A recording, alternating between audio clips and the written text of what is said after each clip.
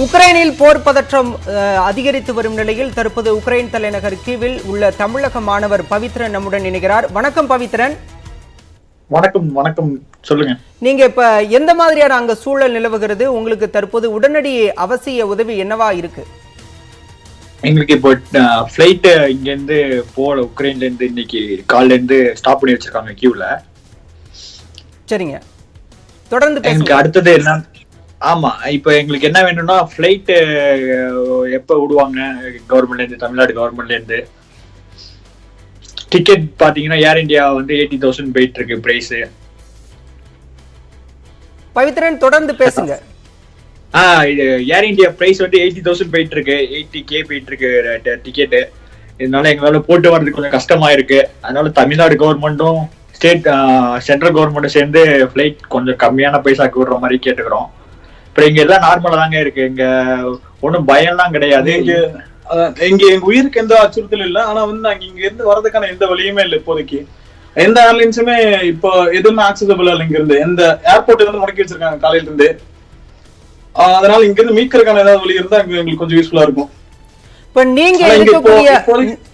நீங்க இருக்கக்கூடிய பகுதிகளில் போர் எந்த மாதிரியான சூழல் நிலவுகிறது? குறிப்பா குண்டுவெடிப்பு நிகழ்ந்துருதா?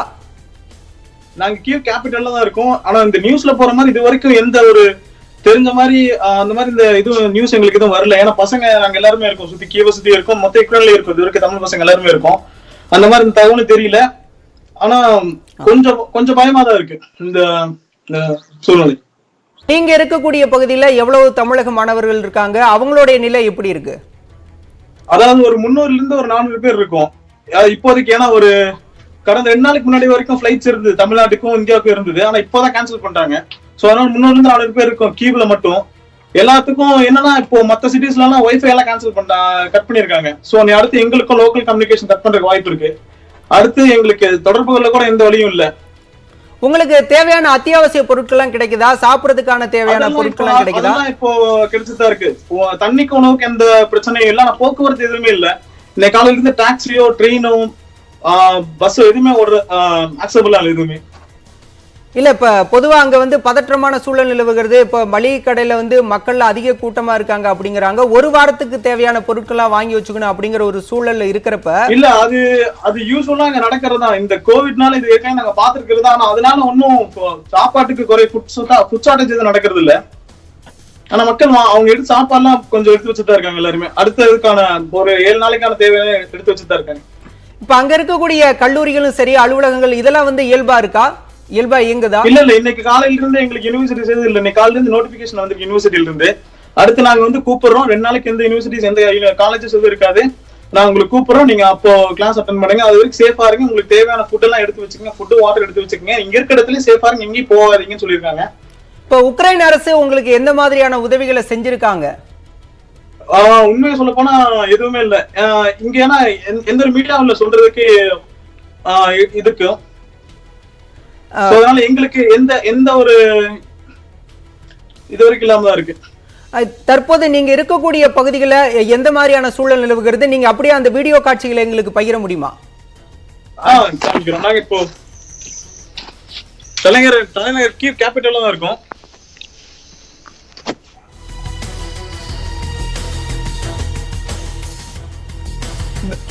உங்களுடைய பின்பக்க கேமரா ஆன் பண்ணீங்கன்னா உபயோகமா இருக்கும். ஒரு நிமிஷம்.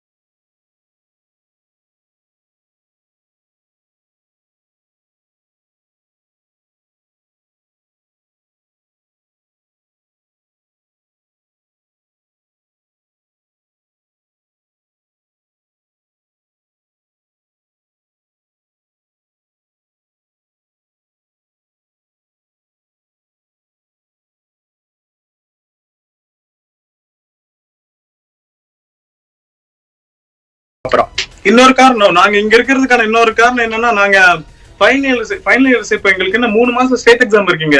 இதை முடிச்சாதான் எங்களுக்கு டிப்ளமா கொடுப்பாங்க. சோ அந்த எக்ஸாமுக்காக தான் நாங்க இங்க வெயிட் பண்ணிட்டு இருந்தோம். சரி எது நடக்காதுன்னு சொல்லிட்டு. சோ இந்த டைம்ல நடக்கங்காட்டி தமிழ்நாடு அரசு கொஞ்சம் ஹெல்ப் பண்ணா நல்லா இருக்கும். இல்ல நீங்க இப்ப வந்து இந்திய தூதரகத்துக்கிட்ட உதவி கேட்டுக்கிறதா சொன்னீங்க. இந்திய தூதரகம் வந்து உங்களை தொடர்பு கொண்டுச்சா? இல்ல, அங்கிருந்து ஒரு 2-3 நாளா எந்த இன்ஃபர்மேஷன் எங்களுக்கு கிடைக்கல. இப்ப தமிழக அரசு கிட்ட நீங்க எந்த மாதிரியான கோரிக்கைகளை முன்வைக்க விரும்புறீங்க? நாங்க இப்போ இங்க சேஃபா தான் இருக்கோம். ஆனா வந்து இங்க இருக்க சூழ்நிலை நல்லா இல்ல. சோ அதனால இங்க இருந்து நாங்க தமிழ்நாடு வரணும் சீக்கிரம். அதுக்காக மத்திய அரசு சொல்லி ஏதாவது ஏற்பாடு பண்ண நல்லா இருக்கும். ஆனா ஏர்போர்ட் ஃபெசிலிட்டிஸ் எதுவுமே இல்லைங்க. ஏர்போர்ட் எல்லாம் பிளாக்ல தான் இருக்கு. இப்ப வீட்டுல உள்ளவங்கள்ட்ட எல்லாம் பேசுனீங்களா? அப்பா அம்மா கிட்ட எல்லாம் பேசுனீங்களா? பேசணும். எல்லாருமே காலையில நியூஸ் பார்த்துட்டு எல்லாம் பயத்துல தான் இருக்காங்க. காலையில இருந்து எல்லாம் கூப்பிட்டு தான் இருந்தாங்க. எங்களுக்கும் அவங்களுக்கு என்ன சொல்றதுன்னு தெரியல. மற்ற மாணவர்களும் சரி, மற்ற மாணவர்களோட பெற்றோர்களும் தொடர்பு கொள்ள முடிஞ்சதா? எல்லாரும் இப்போ பேசிட்டு தான் இருக்கோம். இப்போ வரைக்கும் தான் அந்த சூழ்நிலை இருக்கும்னு நினைக்கிறேன். ஏன்னா மத்த சிட்டிஸ்ல வந்து வைஃபை கட் பண்ணிருக்காங்க. மத்தபடி மொபைல் நெட்வொர்க்ஸ் இருக்கு. ஆனா இது என்ன எத்தனை நாளைக்கு இருக்குன்னு தெரியல இந்த சூழ்நிலை. இல்ல இப்ப தமிழக மாணவர்கள் நீங்க இருக்கக்கூடிய பகுதியில மட்டும்தான் இருக்காங்களா, இல்ல கார்கே பகுதியில சில தமிழக மாணவர்கள் இருக்கிறாங்க? யுக்ரைன்ல இருக்க எல்லா டிஸ்ட்ரிக்ட்லயும் இருக்காங்க இப்போ வரைக்கும். அவங்களோட இணைப்புல இருக்கீங்களா? பேசிட்டு தான் இருந்தோம். காலையில வரைக்கும் பேசிட்டு தான் இருந்தோம். அந்த பகுதியில சூழல் எப்படி இருக்கான்? இல்ல அங்கேயும் அதே மாதிரிதான். யாருக்கும் அந்த குண்டு போட்டதுக்கான எந்த தடயமும் இல்ல. ஆனா எல்லாரும் பயத்துலதான் இருக்காங்க. இப்ப அத்தியாவசிய பொருட்கள் விலை அப்படிங்கிறது நார்மலா இருக்கா இல்ல உயர்ந்திருக்கா?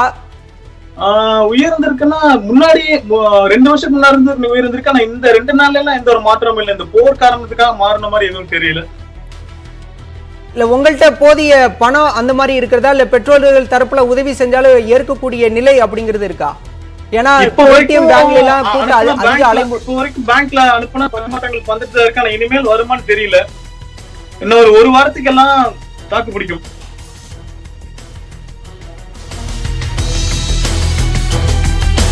கண்டிப்பாக ஒரு நல்ல சூழல் மீண்டும் திரும்புவதற்கான வாய்ப்புகள் உருவாகும் என்ற நம்பிக்கை எங்களுக்கும் உள்ளது. நீங்களும் தைரியமாக இருங்கள். நிச்சயமாக தாயகம் திரும்புவதற்கான அனைத்து உதவிகளையும் மத்திய அரசும் சரி, தமிழக அரசும் சரி செய்யும் என்று நம்பிக்கை கொள்வோம்.